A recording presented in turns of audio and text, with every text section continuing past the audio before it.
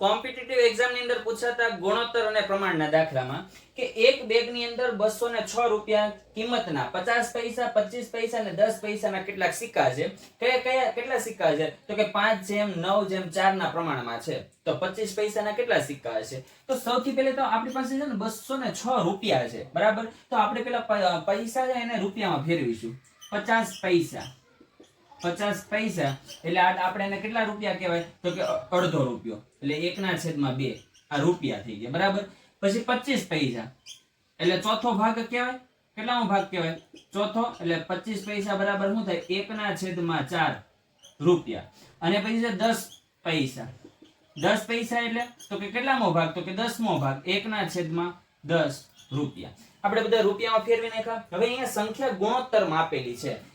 શેમાં આપેલી છે? ગુણોત્તરમાં. તો હું એમ કહી શકું કે 50 પૈસાના 5x સંખ્યા છે, 5x જેટલી સંખ્યાના છે. પછી 25 પૈસાના તો કે 9x જેટલી સંખ્યા છે. અને 10 પૈસાના કેટલા સિક્કા છે? તો કે 4x જેટલા છે, બરાબર. તો સૌથી પહેલા તો મારે 25 પૈસાનો શોધવો હોય તો મારે x નું કિંમત શોધવી પડે.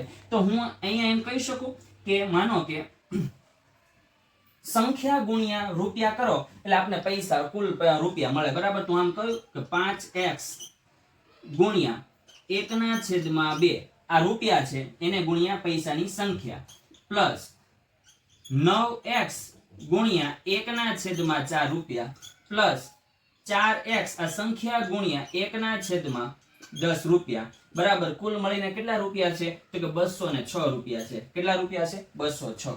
આના ઉપરથી આપણે સૌથી પહેલા તો શું લેવું? લસા લેવો પડશે, તો સરવાળા બાદબાકી થાય, કેમ કે બધાના છેદ કેવા છે? જુદા જુદા છે. તો 2, 4 અને 10 નો લસા કેટલો આવે? તો કે 20 આવે, બરાબર. અહીંયા 20 કરવા માટે 10 વડે ગુણવા પડે, બરાબર. તો 10 પંચા કેટલા થાય? તો કે 50x, બરાબર. આખાના છેદમાં કેટલા થઈ જશે? 20 પ્લસ અહીંયા તો કે 5 વડે 4 પંચા 20 એટલે 9 પંચા કેટલા થઈ જશે? 45x છેદમાં 20 પ્લસ અહીંયા તો કે 2 વડે 4 દુને 8x છેદમાં 20, બરાબર. 206. બધાનો સરવાળો કરો. બધાનો સરવાળો કરો એટલે કેટલા થશે? તો કે 103 x છેદમાં 20, બરાબર. કેટલા થાય? 206.